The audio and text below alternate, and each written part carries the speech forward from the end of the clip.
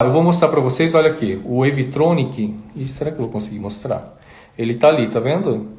Esse aparelho aí, ó, o bisturi elétrico. Esse é o bisturi elétrico Wavetronic, que a gente fala tanto dele e muita gente tem, muita gente não sabe utilizar, não sabe como manusear o aparelho. Então eu vou falar aqui, vou dar dicas de como usar esse aparelho, o Wavetronic. Vou explicar de todas as suas características, tá bom? Mas vamos falar um pouquinho de eletrocirurgia, que é uma coisa bem interessante. Vocês que me acompanham, quem é meu aluno do curso presencial ou do curso online, sabe que eu não gosto muito de fazer eletrocirurgia, né? Eu vejo muito assim, eu recebo meus alunos aqui, eles vêm já com uma vontade muito grande de chegar e já fazer uma eletrocauterização, por exemplo, numa ceratose seborreica, ou mesmo seringomas, chantelasma, eu vejo muitos médicos que fazem. Eu recebo pacientes, né, encaminhados que foram submetidos à eletrocirurgia, de seringoma, de hidrocistoma, de chantelasmas, e os resultados não costumam ser bons, tá? Em chantelasma, por exemplo, já vi muitas cicatrizes hipocrômicas ou acrômicas de difícil solução. Então é bem complicado, eu já vi, e também que não resolve, né? Você faz lá a eletrocirurgia no chantelasma e a lesão permanece lá. Então o paciente frequentemente ele se queixa e fala: doutora, a senhora fez aqui o tratamento, mas a lesão continua. E agora ficou uma cicatriz meio esbranquiçada no local. Então o paciente às vezes ele se queixa disso, tá? Então eu não gosto muito de fazer. Então eu vejo que há uma realização de certa forma um pouco indiscriminada de eletrocirurgia em todas essas lesões, né?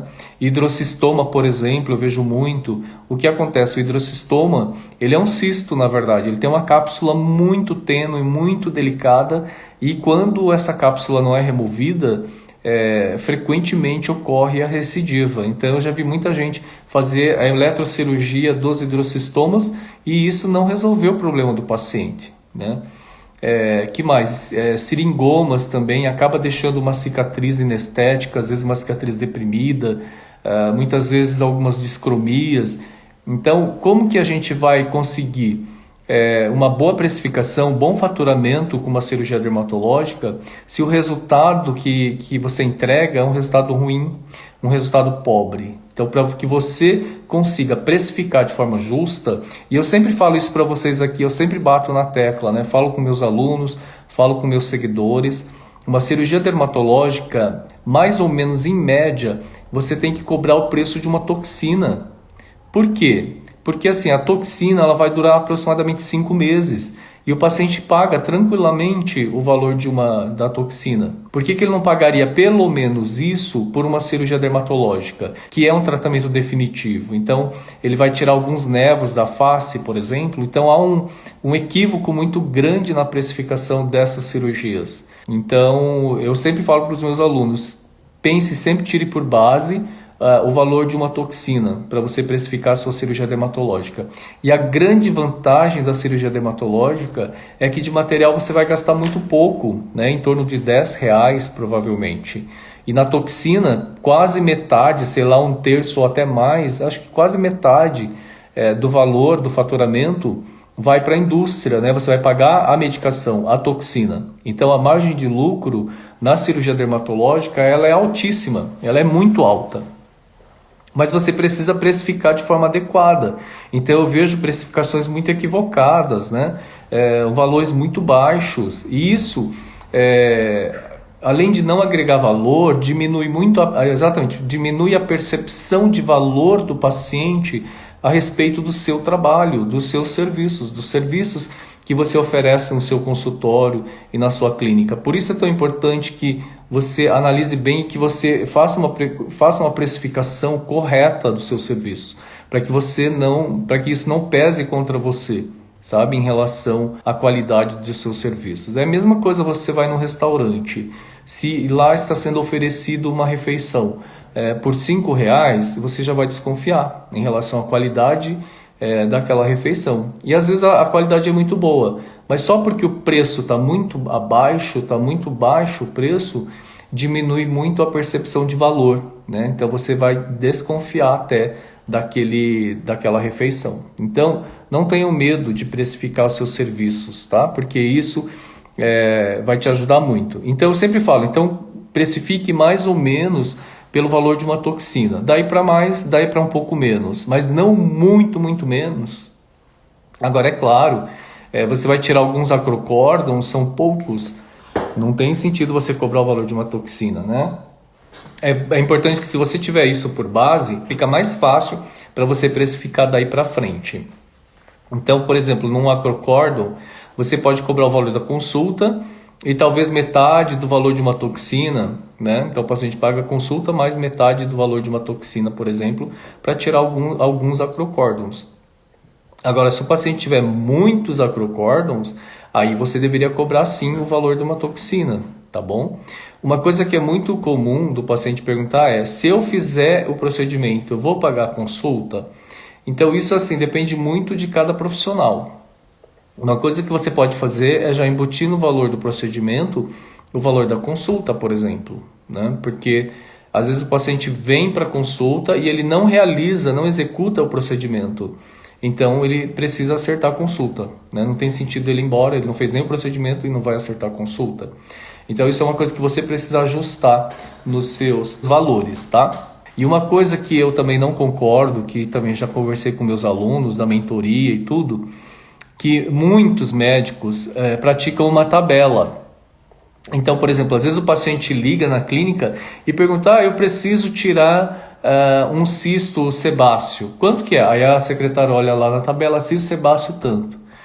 Mas eu não acho que deva ser assim. Por quê? Porque o cisto depende da localização, vai dar mais trabalho, vai sangrar mais. Se esse cisto ele é recidivado, então ele já está totalmente, ele está fibrosado, ele está envolto por tecido fibrótico. Então existe toda uma alteração da arquitetura tecidual ao redor desse cisto, então vai dar muito mais trabalho. Por isso a gente não pode tabelar. Na minha opinião, não existe tabela. Então a gente analisa, avalia o paciente na consulta, né, vê quais são suas queixas, inclusive a gente indica tratamento para ele e baseado nisso a gente vai determinar o orçamento, né? Então o paciente vai fazer, ele tem orelha rasgada, tem acrocórdon, tem o chantelasma, então o valor vai ser X do tratamento todo e ele pode negociar um parcelamento, coisas assim. Mas enfim, não deve ter uma tabela, gente. Você precisa avaliar cada paciente. Além do que, existe também uma variação entre os pacientes, né? Existem pacientes que são mais tranquilos, existem pacientes que são mais exigentes. Então, não é possível que seja uma tabela fixa de valores. Por isso que na cirurgia dermatológica, eu acho que você deve avaliar tudo isso na primeira consulta. E aí você elaborar um plano de tratamento e o orçamento para esse paciente, tá bom? Então a precificação na cirurgia dermatológica é fundamental para que você tenha bons resultados, para que você tenha um resultado no final do mês. Porque senão você fica trabalhando. Outra coisa também, que eu falo muito nos meus cursos, quem é meu aluno do curso online, do curso presencial, eu sempre digo: tenham como meta um dia não atender plano de saúde. Ou você atender em horários separados, em dias distintos, porque as necessidades dos pacientes de plano de saúde são completamente diferentes das necessidades do paciente de atendimento particular. Então, priorize o atendimento particular, porque é ele que vai te dar liberdade, né? É ele que vai te dar tranquilidade para você fazer opções, para você optar depois. Que tipo de atendimento você vai fazer, né? Qual tipo de clientela que você vai atender. E às vezes a gente não, porque eu nunca atendi convênio na minha vida, graças a Deus, nesses 30 anos de profissão, nunca atendi convênio. Mas eu percebo que os meus alunos que vêm, que atendem convênio, eles estão num ritmo de trabalho tão acelerado e tão pesado, que eles não têm tempo nem para parar para pensar nisso. E quando vê, eu já vi outro dia a tabela de preço de honorário, por exemplo, para fazer uma biópsia ungueal, o plano de saúde pagava 18 e poucos, R$18. Para fazer uma exérese de nevo intradérmico, R$100. Então, assim, são honorários aviltantes. Isso não permite que você tenha qualidade de vida. Então, não estou dizendo que você amanhã já vai parar de atender convênio, não é isso. Mas é uma coisa que você tem que ter isso como meta na sua vida. Porque E se você continuar nesse ritmo, isso não vai te possibilitar qualidade de vida, tá bom? Dito isso, falando então da questão da precificação, que é super importante, porque a maioria de vocês não sabe precificar. Tem muita dificuldade. Essa é a principal queixa, a principal dificuldade dos médicos, né? A questão dessa gestão de valores, honorários e tudo mais. Isso também é um assunto para uma outra live. Na verdade,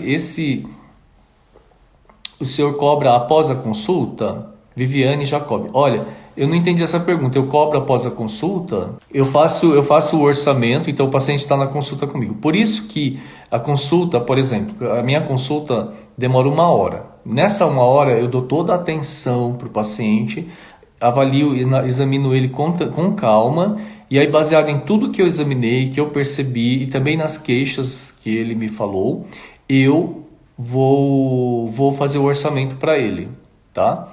A Dayana perguntou assim: se o paciente vai consultar e ele quer fazer procedimento, e ele resolve fazer na hora o procedimento, como cobra? Isso é outra coisa importante. Passo também o orçamento, ou na verdade tem que passar o orçamento à pessoa que é segura para fazer isso. Pode ser você, pode ser a sua secretária. Só que se você não tem segurança na precificação, com certeza a tua secretária também não tem. Então, é importante que quem vá fazer isso tenha segurança na hora de passar o orçamento, tá?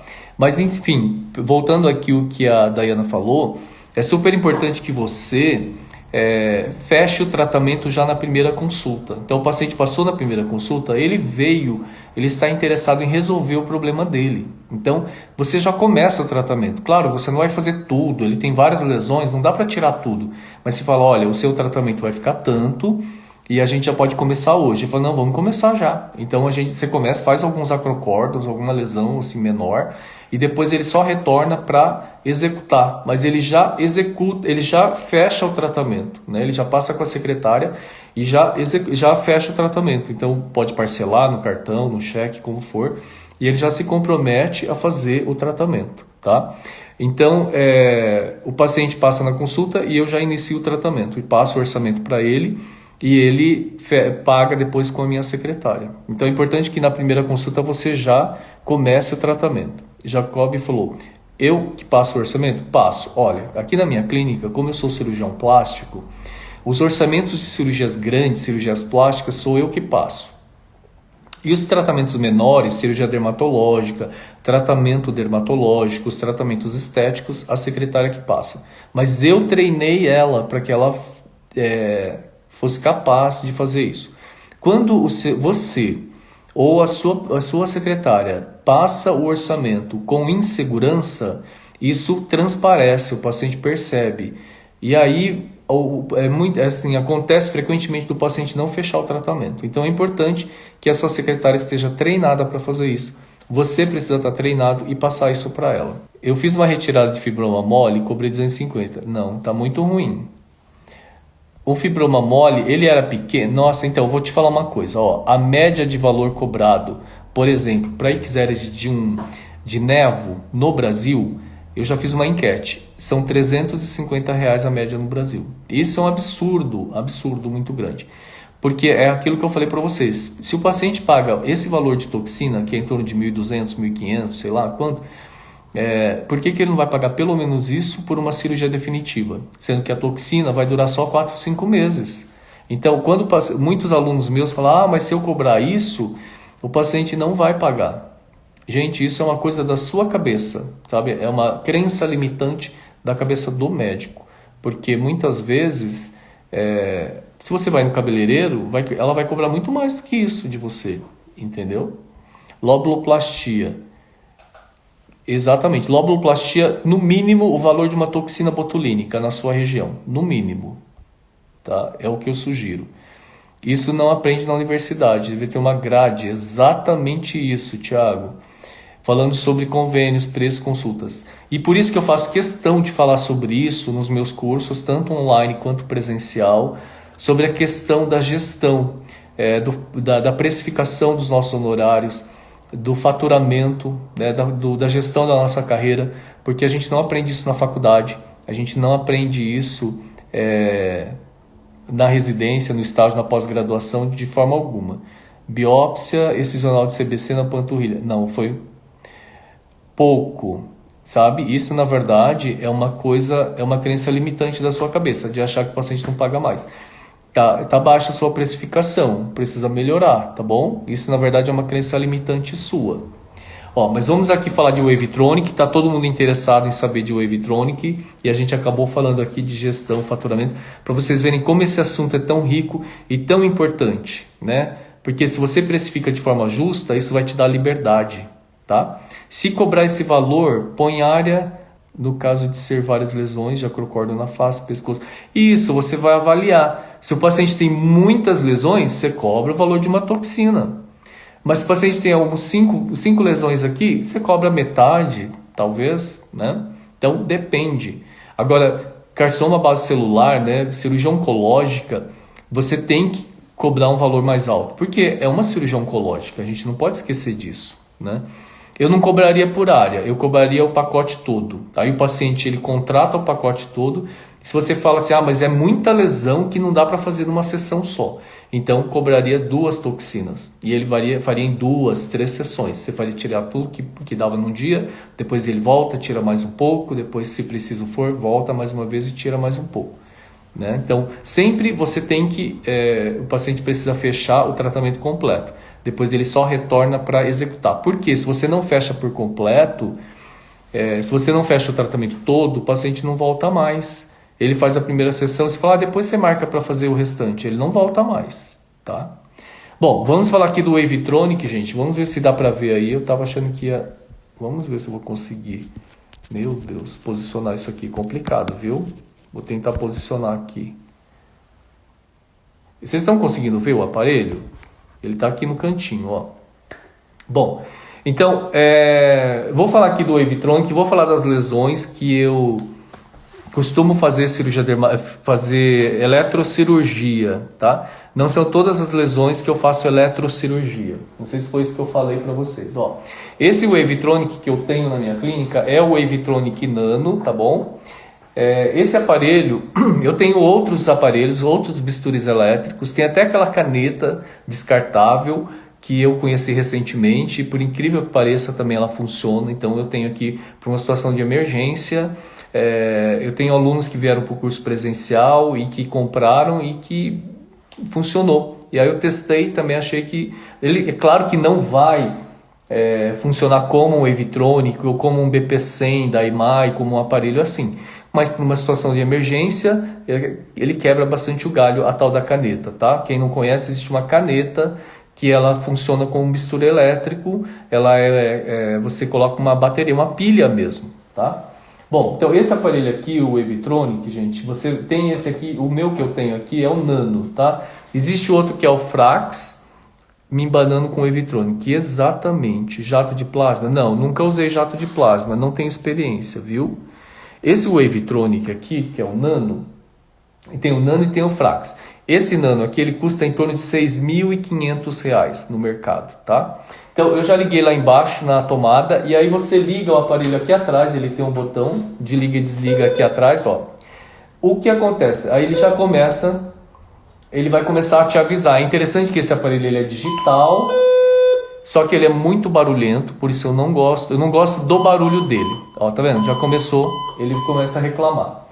E é interessante isso por quê? Porque ele te avisa se está acontecendo alguma coisa de errado, se está faltando alguma coisa. Por exemplo, a placa, aqui ó, tá vendo essa luz vermelha que está apitando? Está escrito aqui ó, paciente, está faltando, olha lá, ele fica avisando, está faltando a placa metálica. Então você precisa da placa neutra. Você precisa conectar a placa no paciente. E é interessante isso porque se você não conecta a placa, o aparelho não funciona. E isso é uma segurança. Tá vendo? Ele fica reclamando. E o que acontece? A placa, ela vem assim solta e vem esse plug aqui. Você vai colocar a placa aqui, ó, dentro do plug, ó, aqui. E você vai deitar essa lingueta e a placa fica presa. Olha o Wavetronic reclamando porque não pôs a placa. Então tá aqui a placa, eu vou colocar aqui, tem um local onde a gente põe. Coloquei lá. Aí já apagou aqui esse botão vermelho avisando que o paciente está sem a placa. tá bem? Pois bem, uma característica desse aparelho é que ele é muito barulhento. E por isso que eu não gosto muito dele. Eu tenho outro, eu até já gravei uma live aqui com o outro aparelho, que é o aparelho IMAI. O aparelho IMAI, chamado da marca IMAI, que é o BP100, ele custa em torno de R$ 3.500, R$ 3.200, R$ 3.500.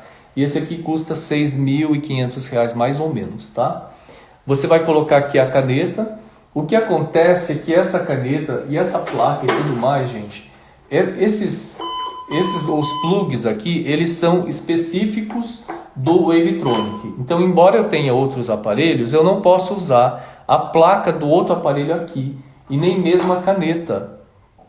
Entende? Eu tenho outros aparelhos aqui, bisturi elétrico, mas a caneta funciona entre eles, sabe? Eu posso trocar, mesmo que seja de outra marca, eu posso pegar a caneta de uma e usar no outro, a placa de um usar no outro. Mas o Wavetronic não, ele não aceita. E foi feito de propósito isso, né? Claro. Pois bem, quais são as vantagens também do Wavetronic?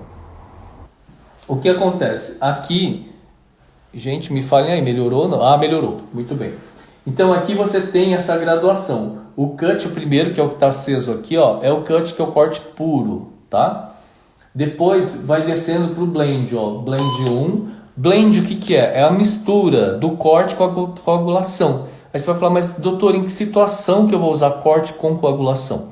Por exemplo, você vai tirar uma lesão grande, né? Vai fazer lá um fuso e você pode, então, pegar o fuso, por exemplo, e você já vai com o bisturi elétrico cortando e coagulando ao mesmo tempo. Então vai sangrar bem menos, ou praticamente às vezes não vai nem sangrar. Então você vai puxando lá e vai cortando, você vai cortando, apertando, cortando e vai tirando. Ele vai cortando e coagulando ao mesmo tempo. Então ele faz a mistura da coagulação com o corte. Tem o blend 1, o blend 2 e o blend 3. Não vi muita diferença entre esses. Eu gosto mais de usar o blend 1. Mesmo no hospital, fazendo cirurgias plásticas grandes, eu sempre usei o blend 1, mas não sei te explicar a diferença entre o blend 2 e o 3. Eu particularmente na prática não vi diferença entre o blend 2 e 3, tá? E aí aqui embaixo tem a coagulação. Então você pode usar ou corte puro, que seria esse aqui de cima, ó. Esse primeiro, que é o corte puro, quando você vai só cortar. Então você vai cortar lá a pele, não a pele, vai tirar lá a lesão, só com o corte, vai ser o corte puro. E o blend, que é a mistura do corte com a coagulação. E aqui embaixo é coagulação pura, quando você vai fazer só hemostasia. Então, por exemplo, você tirou lá um lipoma e vai fazer hemostasia, você vai com o bisturi elétrico lá, você vai simplesmente encostar, mas na opção coagulação, entende? Você não vai deixar no blend ou no cut, porque você vai cortar, né? Então você vai fazer a coagulação. E aí você vai escolher aqui, ó, a potência. 1, 2, 3. O Wavetronic, existe uma diferença assim, por exemplo. Eu tenho aquele BP100 da IMAI. Quando muitos alunos me perguntam, né, tanto no curso online ou aqui mesmo nas lives, mandam um direct perguntando qual a potência que eu tenho que usar. Então, antes de tudo, você precisa testar o seu aparelho e você vai tateando o aparelho para ver se está forte, se está fraco, como que você quer, se você quer o blend, se você quer o puro, o corte puro, você quer a coagulação pura. Então você vai sentir. Olha lá, ela disse que ela usa no blend para tudo. Pode ser, se você vai cortando, mas se você for fazer só a hemostasia, eu aconselho que você use a coagulação. Por quê? Você vai estancar o sangramento melhor do que se você estiver usando o blend, tá? Eu estudei usando mais o analógico. Ah, certo, porque o analógico é o mais antigo, né? Pode usar o analógico, que é o mais antigo, né? Esse é o digital. Bom, e aí você vai, ó, aumentando aqui e diminuindo. No Wavetronic, para você fazer a ressecção de alguma lesão, no blend, por exemplo, ou fazer a coagulação, vai ser geralmente a partir do 10, do 12, 15, por aí, que ele vai funcionar bem, tá? Mas é claro que depende de cada lesão, porque você tem que... Eu sempre falo para meus alunos, é melhor você começar numa potência mínima e depois você vai aumentando devagarinho, do que você colocar numa potência alta e você encosta o bisturi no paciente e esturrica tudo, sabe? Queima tudo. Então o que você vai fazer? Você vai testando o seu aparelho. Mas em geral o Evitronic, para fazer uma cirurgia dermatológica, você fazer hemostasia, vai começar com 12, 15, por aí, tá? E se for um sangramento mais exuberante, aí talvez você tenha que aumentar mais para 20, 25. Já no EMAI, que é aquele aparelho bisturi elétrico da EMAI, que é o BP100, é interessante que ele já começa assim na potência 2, 3, ele já coagula bem, já corta bem, já queima bem, tá? Aqui ó, ele está perguntando assim, ó, ele perguntou assim, e quando acontece de dar choque? O paciente reclamando, está dando choque, vou te explicar o que está acontecendo. O paciente fala que está dando choque, na verdade não é que está dando choque. Uma coisa que é importante que vocês saibam é o seguinte, a placa, bom, primeiro, a placa ela tem que estar próxima do sítio operatório. Então, por exemplo, você vai operar aqui o tórax, é melhor você colocar nas costas a placa. Se você vai operar aqui o braço, é bom você colocar aqui no antebraço a placa, ou próximo nas costas, e não lá na batata da perna, se você vai operar aqui no tórax ou operar no braço. Sempre, quanto mais próximo possível, melhor que a placa neutra esteja. E o que acontece que o paciente reclama que está dando choque, não é que está dando choque. É que a placa, gente, ela tem que estar em contato pleno, assim, com a superfície corporal do paciente. Uma coisa que eu já vi acontecer, que vocês têm que tomar cuidado, é o seguinte, eu já vi o pessoal colocar a placa em cima da roupa do paciente, assim, gente, não tem sentido isso, porque tem que ter contato direto entre a placa e a pele do paciente. E aí, o que acontece? Você precisa que haja um contato pleno com a placa, sabe?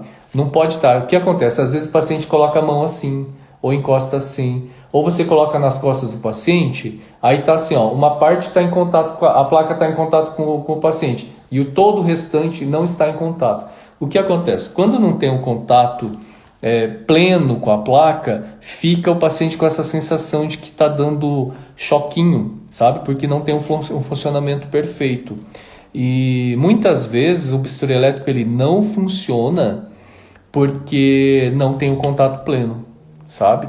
Então, quando está dando mau contato aqui, não está encostando bem no paciente, às vezes o bisturi elétrico nem funciona. Você vai lá cauterizar, o paciente está sangrando, você vai cauterizar e o negócio não cauteriza. Por quê? Porque a placa não está em contato direto com a pele do paciente e assim, em bastante contato. Tem que estar em pleno contato. Isso é super importante. Lá, a Dayana perguntou, remove objetos metálicos? Sim, tem que remover. Nunca houve, nesses meus 30 anos de profissão, nunca aconteceu de um paciente sofrer uma queimadura, ter tido uma descarga elétrica, graças a Deus.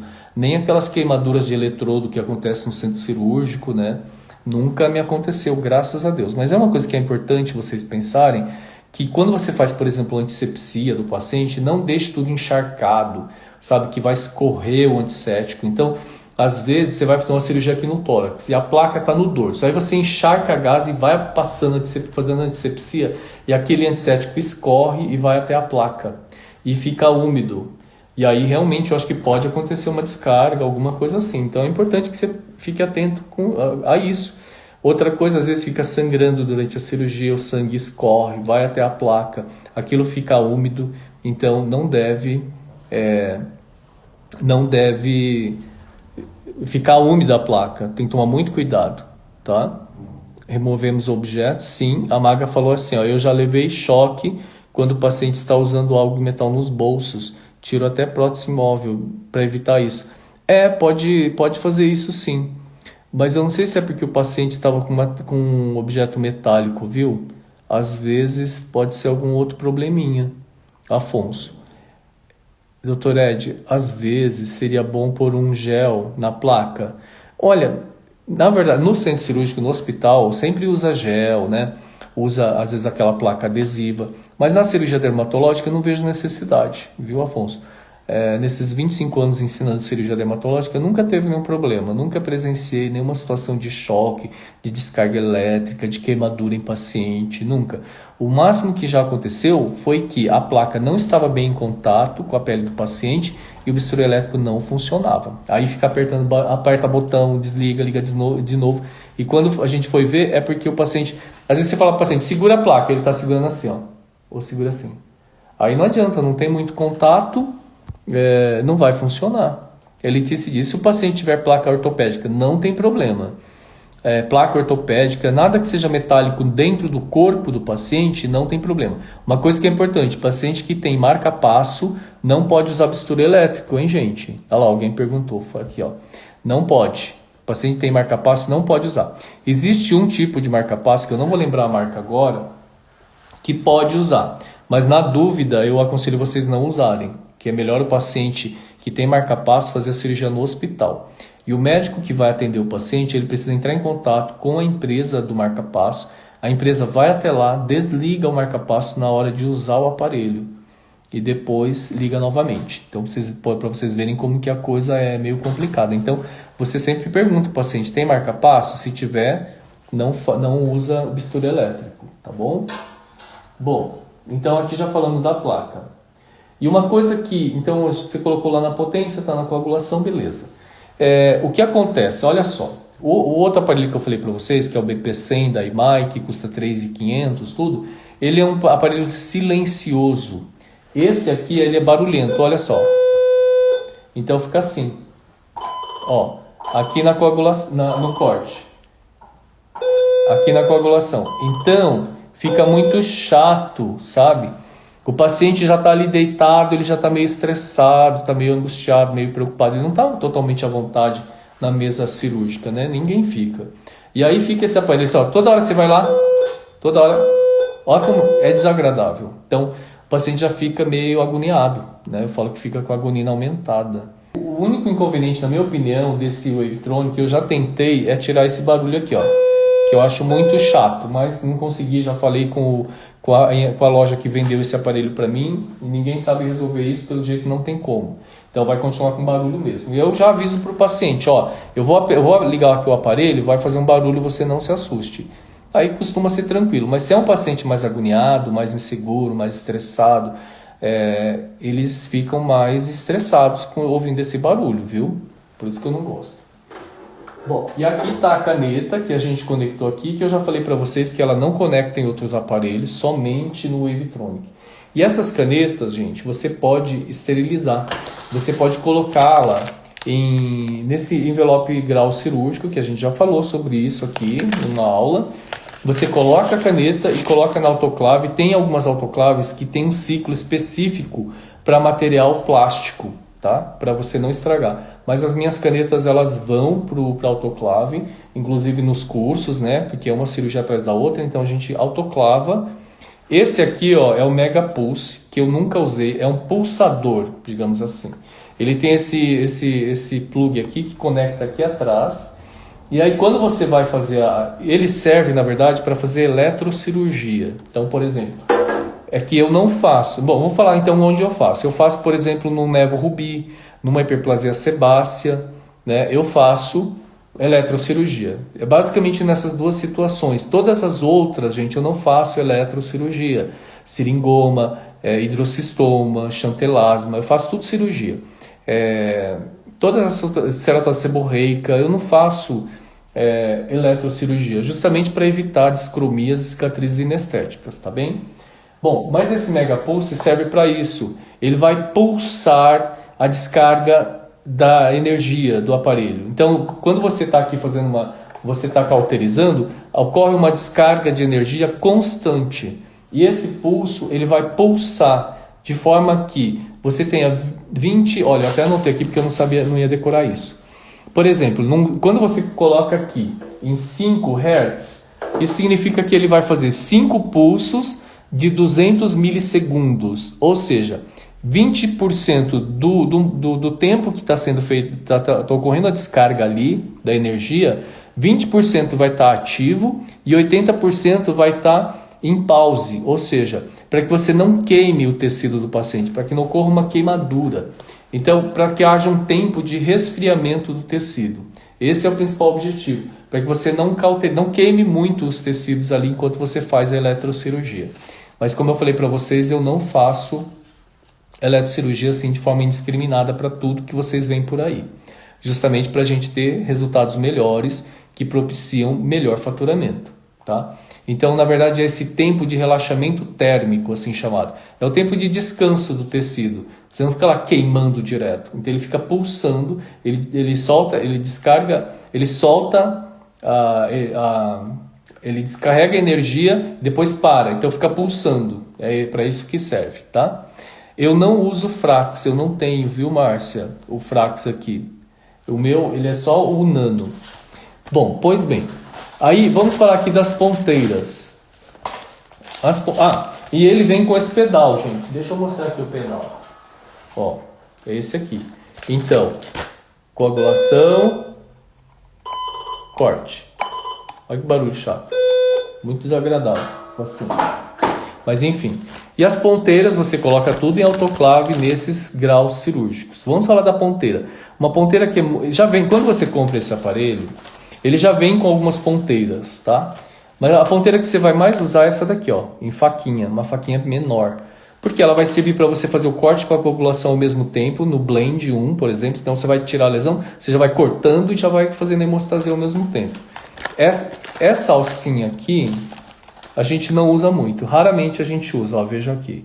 Essa alça serve para quê? Para fazer uma cirurgia chamada salserização. Em que situação que a gente faz isso? Na rinofima. Então, a rinofima, você vai descascar o nariz com essa ponteira aqui. Vocês podem procurar na Surgical Dermatology, eu publiquei um caso de uma rinofima bem grave, que tapava a respiração do paciente até a boca, ele para comer tinha que levantar o nariz. Era um quadro dramático que eu publiquei, e eu fiz toda a cirurgia com essa ponteira aqui. Tá? Inclusive, a gente está com um caso de um paciente aqui, no curso presencial, nós já operamos ele acho que em 2 ou 3 edições, que ele tem bastante lesão.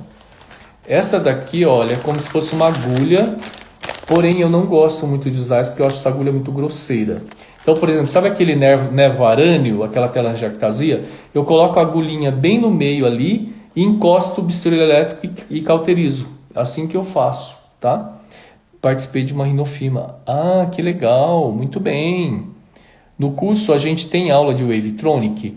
A gente tem, sim, eu vou incluir lá a aula de Wavetronic. A que está lá agora é de BP100, mas eu vou incluir a de Wavetronic, tá? Essa aqui, gente, que é a bolinha, também usa bastante, só que ela serve, não sei se dá para ver bem, é uma bolinha menor, existe a bola maior, e essa bolinha serve para você fazer hemostasia, tá? Não dá para você cortar com a bolinha. Então, você pode, por exemplo, quando eu faço a cantoplastia para unha encravada, eu cauterizo a matriz. Ou eu faço a cauterização química com fenol a 88%, ou eu faço a cauterização com bisturi elétrico. E no caso, eu uso essa bolinha aqui.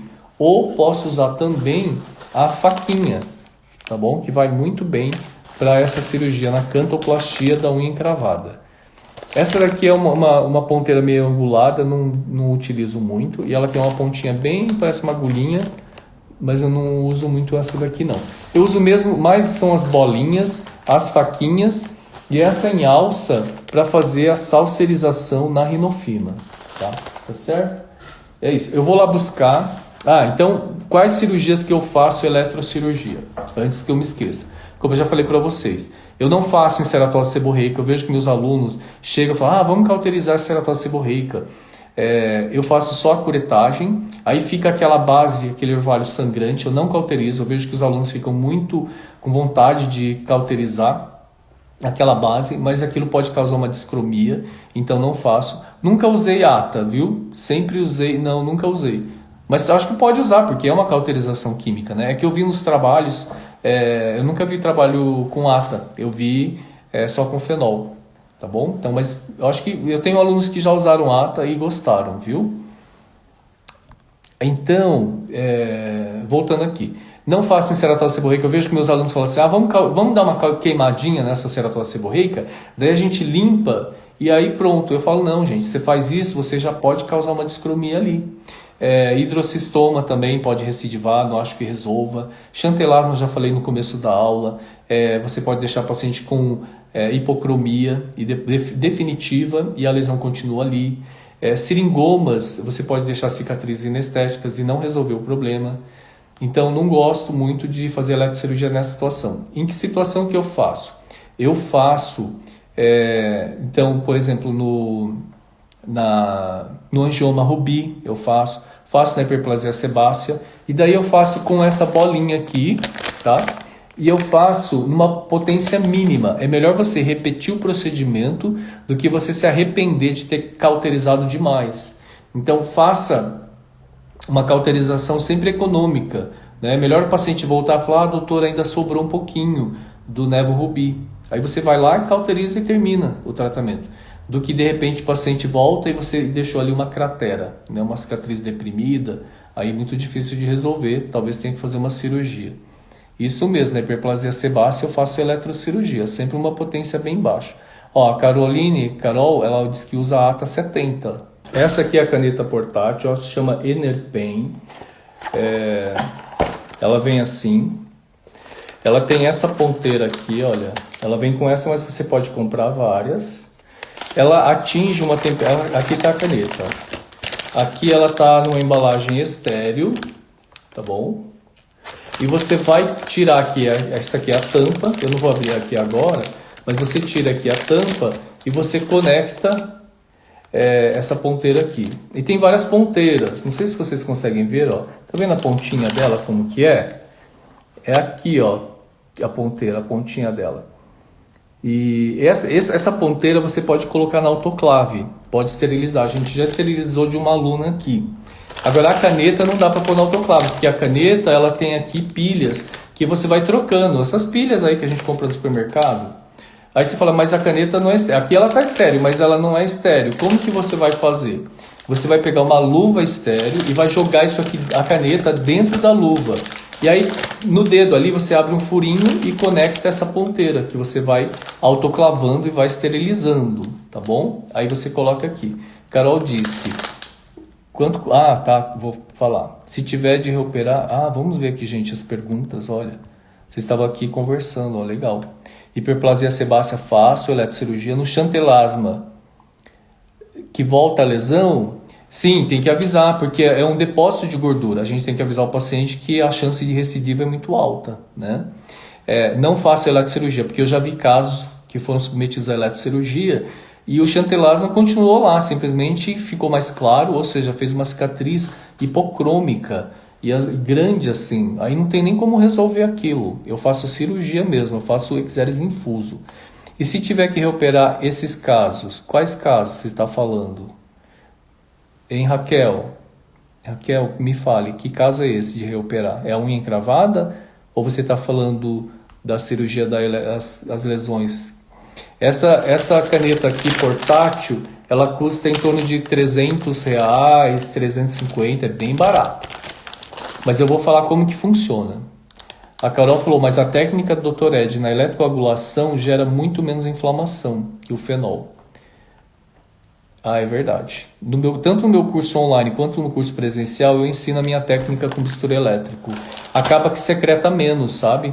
A cicatrização ela é mais rápida, é mais tranquila para o paciente. E no meu curso, nos meus cursos, eu ensino as duas técnicas, com fenol e também com bisturi elétrico. Então, essa ponteira aqui, o que acontece, gente? Ele não vai ter... ele vai aquecer a 1200 graus. Então... vocês perceberam que a ponteira ela é bem assim, bem fininha? Aqui, ó. O que acontece? Quando você encosta esse bisturi elétrico no paciente, ele como que perfura a pele. Sabe, ele não tem um efeito assim, meio de espalhamento, de fazer uma cauterização assim, meio como que espalhando. Não, ele vai perfurando. Então você tem que tomar cuidado, tá? Então, às vezes, para tirar alguma lesão menor, fazer uma cauterização, algo que esteja sangrando, ele vai resolver. Mas ele nunca vai ter assim, a funcionalidade de um bisturi elétrico, né? Como o Evitronic ou como o BP100, não é? Então, é importante que vocês saibam disso. Mas, numa situação de emergência, né? De repente, acabou a energia, você usa esse bisturi elétrico aqui. Caso de chantelasma, Nevo Rubi. Tá. Não, Raquel, não cobro. Por chantelasma, eu tiro a lesão, faço exeres infuso e ela não vai voltar. Vai demorar muito para ocorrer o acúmulo novamente. E aí, quando acontecer, o paciente vai pagar nova cirurgia. Agora, por exemplo, você fez o Nevo Rubi lá, você fez uma eletrocauterização. Sobrou um pouquinho, doutora. Você fala, não tem problema, deita aqui e faz.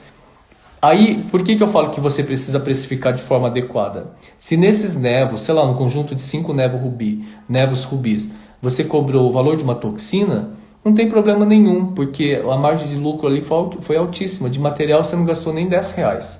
Então o lucro todo foi para você, né? Então eu pelo menos tranquilamente vou lá, faço o retoquezinho com tranquilidade. Aí o paciente fica satisfeito e o resultado fica bom. É melhor do que você fazer lá uma eletrocirurgia muito exagerada e causar no paciente uma cicatriz inestética, né? Ele também serve para coagulação ou somente corte? Olha, ele não tem essa diferença de corte e coagulação, ele simplesmente queima. Só que dependendo do jeito que você vai, ele vai perfurando, tá? Mas ele serve se tiver um sangramento ali, ele queima sim. E granuloma piogênico, como você faz? O granuloma piogênico, se você estiver falando em relação à unha encravada, Giselda, você precisa fazer a cantoplastia. Porque eu vejo também muitos alunos às vezes falam, doutor, como que trata o granuloma piogênico? O granuloma piogênico, se for na unha encravada, tá, Giselda? Ele é, na verdade, um sinal do que está acontecendo na profundidade, né? A unha está encravada. Então, enquanto a gente não desencravar essa unha, não fizer a cantoplastia, esse granuloma piogênico não vai resolver nada. Então, durante a cantoplastia, eu removo o granuloma piogênico, faço a cantoplastia e faço a cauterização da matriz, tá? Verruga nas plantares em outras áreas. É bom sim. A Maga falou aqui, ó. Gente, tem cá, ó, vou te falar uma coisa para vocês. Eu já vi muito médico criticar a eletrocauterização de verrugas. Só que tem caso, gente, quem trata paciente com verrugas sabe disso. Tem caso que é muito rebelde a tratamento com, às vezes, nitrogênio, sabe? Não resolve com crio. Você faz de tudo ali, não resolve, sabe? Às vezes você faz ata, não resolve a verruga.